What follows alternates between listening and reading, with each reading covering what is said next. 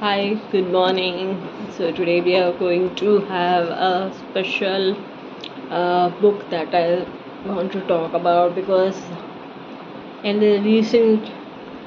phase of life that I have, I really needed some laughs, and this particular book got me through that with you know with those quirks that just made my day. I just finished reading it in 2 days, and this particular book, uh, Chirps and Cat-astrophic Turfs by Sonal Singh is a wonderful book that you can indulge in. It's a light-hearted read, and of course, there are references to different animal lovers and all that, because of course the central character is a huge animal lover, and of course it is a derivation somehow from author's life also, because she keeps on rescuing different animals, but the way she has put all those experiences though fictionalized across the pages is kind of so nicely put up that you can really imagine that, you can really feel the characters, you can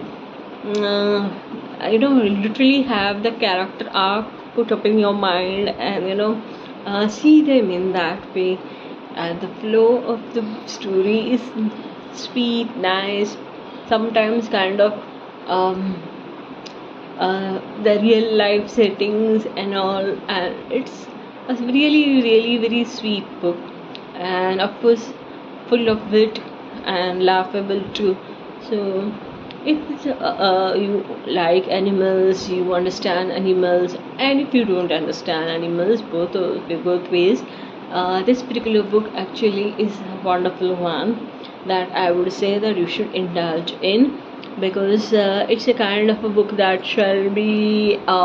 putting you into the perspective of examining Indian um,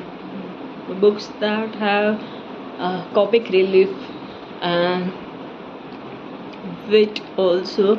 And since these books are quite rare, especially in contemporary settings also, and